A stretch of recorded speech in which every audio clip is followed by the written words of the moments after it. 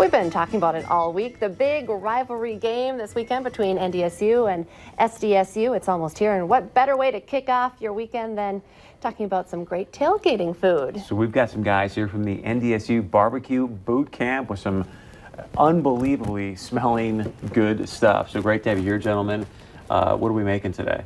So we just put together a few traditional tailgate meals. And so what I have right here is our jalapeno poppers. It's just jalapenos stuffed with cream cheese, cheddar, and black pepper wrapped in bacon. Nice. And then one of our barbecue boot camp staples is actually our blue cheese and dill burgers, which that's what you're probably smelling so good, the dill. And then we also took our jalapeno poppers and then we wrapped them in ground pork, and that's what we call down in Texas an armadillo egg. And so it's really good. It's got everything all your vegetables. Pick that one up and kind of show that. Sure. That's what you're talking about there, right? Armadillo egg. Because I was looking at that thinking it's awesome because it's wrapped in bacon, but I didn't know why. Yeah. And so you don't need to ask why when it's... So the key to this product, as Demetrius said, that we put ground pork on it, but it's ground pork that we added salt to it to create a bind. So it's essentially sausage around it. If you were to use just plain ground pork or plain ground beef, it would fall apart on the grill. But since we added that salt and created that bind, it creates this nice texture. That is just beautiful. Armadillo egg. Yeah. We're not from you're not from Texas. It's tough. Harder. Okay, so we kind of have seen the end product. Can we do this at home? You have kind of from the start to finish here. So kind of like you said, we started with some ground pork and we added our carnivore seasoning, and then we kind of make it into a flat patty, and then you wrap it around it. And it's kind of hard to get with that nice bacon, so you got to get the real, I call it cheap bacon.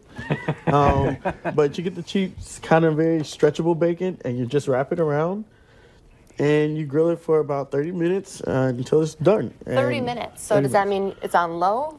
We do it direct heat grill.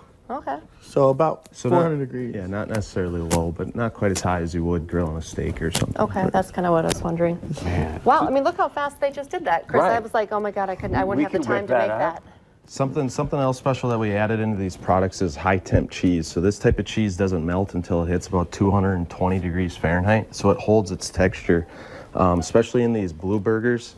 You can still see the chunks of cheese right within the product. It didn't just all melt out of the product while we were grilling it. Kind of adds a different texture, but you still get the flavor of cheese. And you can get that at the grocery store too, or mostly at the meat shops? Both. I've seen it at grocery stores, but of course most meat shops are also. I'm familiar with it because when we make deer sausage in the Badeau house, we have to have that high temperature cheese, but it really makes a difference. It's huge, yeah. Okay, well, awesome. Can we eat now? Sure. You're more than welcome to. Yeah. No, good stuff. I love it that you guys are.